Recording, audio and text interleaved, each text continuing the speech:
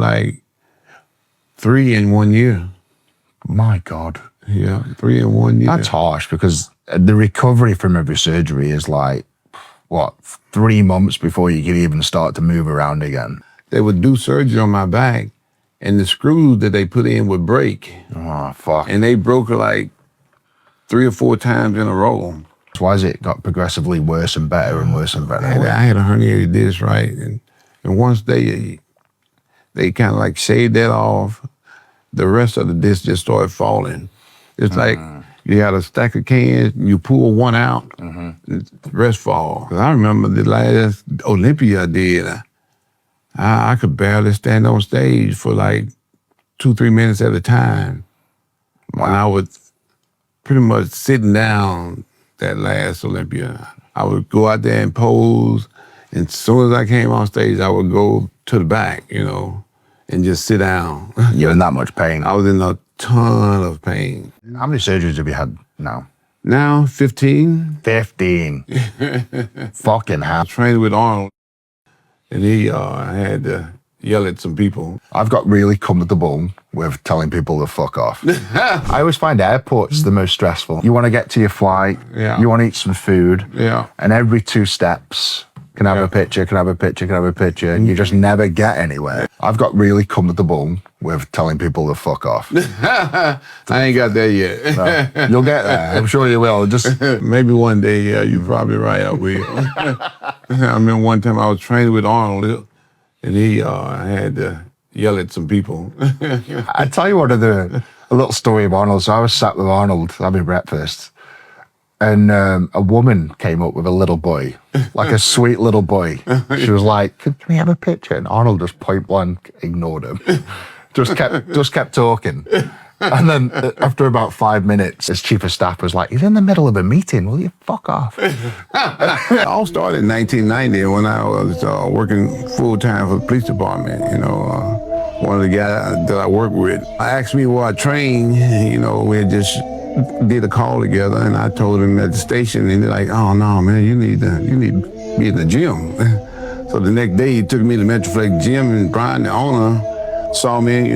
Back then I was probably about 220, somewhere in there. I had pretty good arms, I had like 22-inch arms, somewhere in there.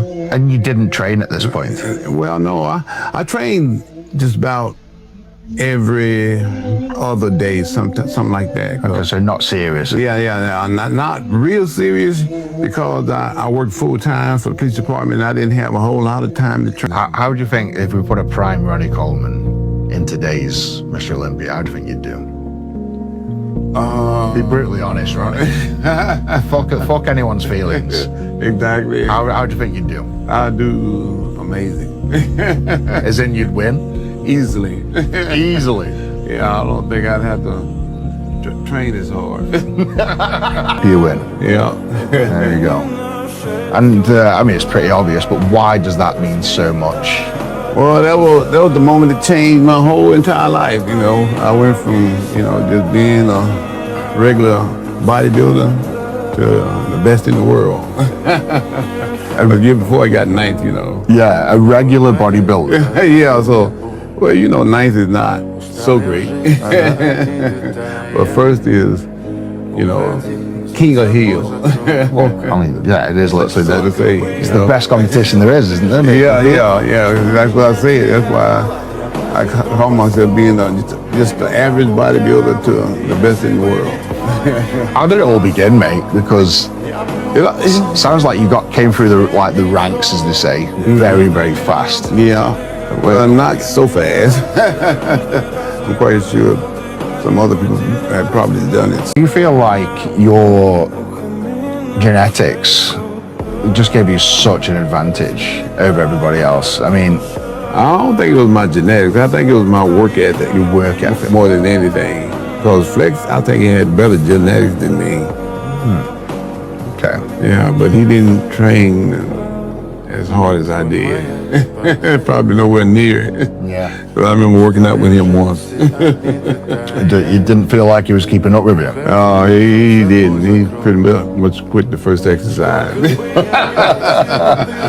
Poor Flex. Oh, yeah, that's too much for him. At least Jay went to a certain level and then he quit. I go to 4 places with your own spot as far as I go. How old are we now, Ronnie? Just 61. 61. Yeah, I'm not that old yet.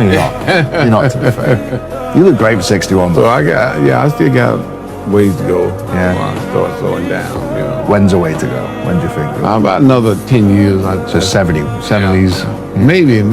We'll see. Well, I don't know. Schwarzenegger is 78 and he's still going pretty good. Yeah, hey man, I've done a little bit of traveling with Arnold, and when I just said it to you, one of the hardest working men I've ever met. Arnold is the hardest working person I've ever been in presence of. Like, even at the time, 2-3 years ago, he should have been 75, 76. Same as you, just traveling around, constantly grinding. You get up at 7 a.m., 6, 7 a.m. every morning. Go down to the gym in the hotel, whatever, do a bit of a workout, have his breakfast, and then he's working till midnight every single day. Like, incredible what he does.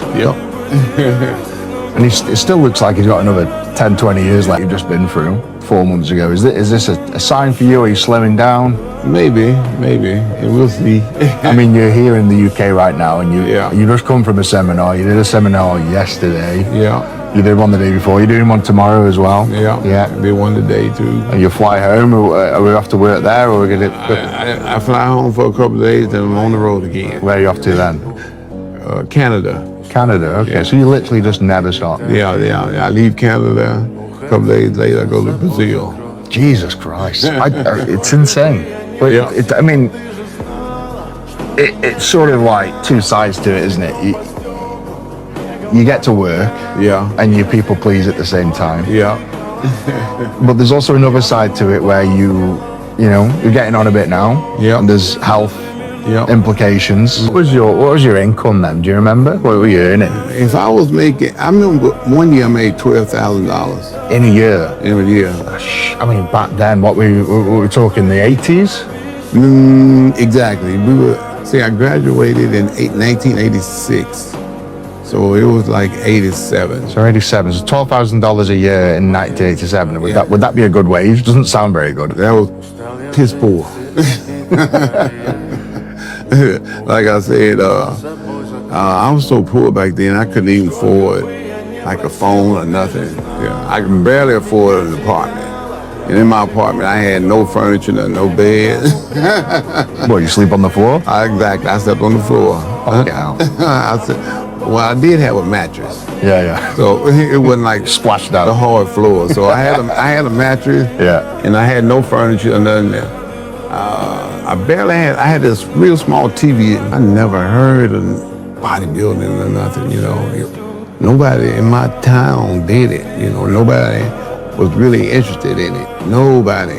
Well, I suppose all you had back then were the magazines, and they didn't have in the Louisiana paper shop. No, they didn't have magazines. Bodybuilding magazine where I grew up. What did they have, like Farmers Weekly? Yeah, those kind of magazines. Maybe car and truck, but not bodybuilding. There was none. I never even saw one until I was in college. And I was like, oh no, I can't look like that. I ain't got that kind of muscle. Your heart was running at 20% for 2 years. For 2 years. And just think of all the damage that would have done, unbeknown damage that it's done, and now you've had it fixed. Hopefully everything can start. I think the sepsis pretty much saved my life. In a weird way. Because I wouldn't have had everything tested, So do you know how the sepsis was caught? No idea whatsoever. They say it gets into the body and it kind of like mutates. Over time. I've actually had sepsis. Oh yeah. Yeah. Not to the point of nearly dying like you. Oh yeah. They caught it early on. With very strong antibiotics, and managed to get rid of it. Yeah, my nutritionist had it like 3 times back to back. Yeah, wow. Chad Nichols, he had 3 times back to back. Almost died a couple times. Yeah, wow. Yeah. So I'm real lucky.